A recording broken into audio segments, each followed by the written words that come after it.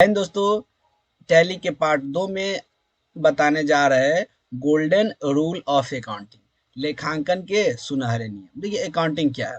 तो बैंक, दुकान या सरकारी दफ्तरों से जितना भी लेन देन करते हैं उसको हिसाब बारी रखते हैं, इसी प्रोसेस की अकाउंटिंग करते हैं। इससे पहले भी कहे, अब बाय द वे कोई मुनीम है तो मुनीम है तो इससे पहले बताए थे कि मुनीम है तो वो जितना भी सामान लेते हैं, देते हैं, उधार है, एक्स्ट्रा में जमा है पैसा, वो सारा का लेन देन करते थे पहले एक बही खाता में। उसी को हटा के जो टैली लाया गया है, तो इसमें अकाउंटिंग आ गया। तो अकाउंटिंग में कितने प्रकार के अकाउंट होता है, अकाउंट कितने प्रकार के होता है? तो 3 प्रकार के। पर्सनल अकाउंट हो गया, रियल अकाउंट हो गया और नॉमिनल अकाउंट हो गया। अकाउंट है जो 3 प्रकार के। पर्सनल अकाउंट क्या हो गया?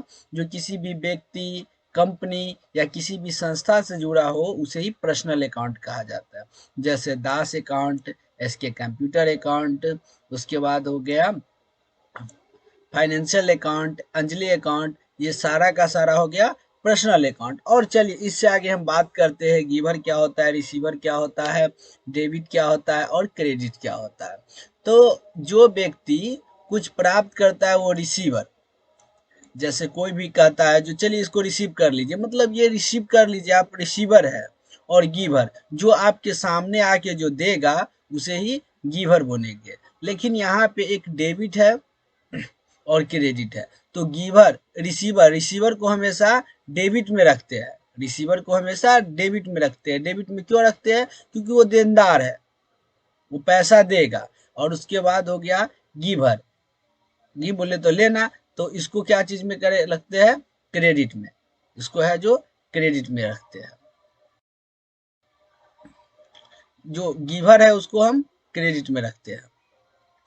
और एक और नोट है, इसमें कहा जब व्यक्ति खाते में अकाउंटिंग किया जाता है तो पाने वाले को डेबिट तथा देने वाले को क्रेडिट। लेकिन यहाँ पे जो खाते में अकाउंटिंग करते हैं, जो पाता है, पाने वाले को डेबिट करते कहते हैं और देने वाले को क्रेडिट कहते हैं। अब रियल अकाउंट क्या है इसके बारे में देखते हैं।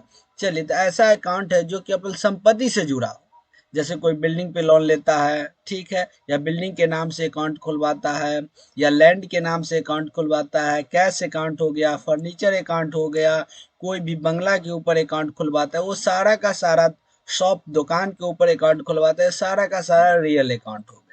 देखिए इसका लेखा जोखा में क्या होता है, वास्तविक लेखा का नियम है जो पैसा आए उसे डेबिट में रखा जाता है, अब पैसा जाए तो क्रेडिट में रखा जाता है। उसके बाद चलिए देखते हैं नॉमिनल अकाउंट। नॉमिनल अकाउंट क्या है? लाभ या हानि, नाम मात्र की खाता। लाभ या हानि से जुड़े अकाउंट को नॉमिनल अकाउंट कहते हैं।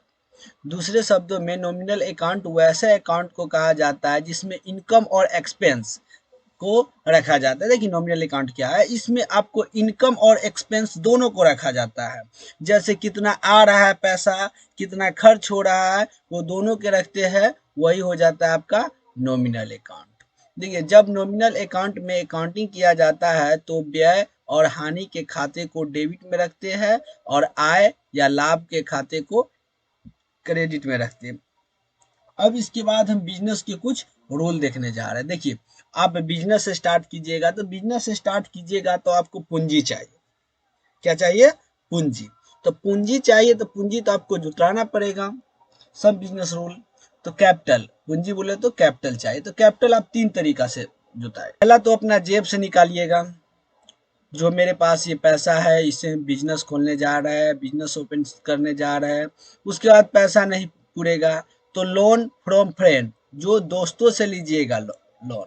लोन है जो दोस्तों से लीजिएगा, तो दोस्त से लीजिएगा तो अनसिक्योर्ड होता है। दोस्त से लोन लिया जाता है या तो उसको कोई हम जमीन का कागजात या अपना एजुकेशनल कागजात उसके पास जमा नहीं करते हैं, इसीलिए ये अनसिक्योर हो गया।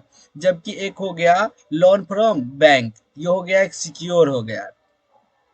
सिक्योर क्यों हुआ? क्योंकि जब आप बैंक से लोन लेते हैं तो कुछ ना कुछ आपसे उस वक्त जमा करवाएगा, या तो जमीन का कागज हो गया, आपको सिक्योर करने के लिए वो बैंक आपको वो कागजात जमा करवाएगा। तो 3 तरीका से आपको कैपिटल जुटाना होगा। सबसे पहले कहाँ से? अपना जेब से, उसके बाद अपना दोस्तों से जो अनसिक्योर होगा, इसके लिए कोई भी सामान जमा नहीं करना होगा। उसके बाद लोन आपको जो बैंक से लीजिएगा तो बैंक से लीजिएगा तो ये सिक्योर होगा, इसके लिए आपको कुछ ना कुछ उसको देना पड़ेगा।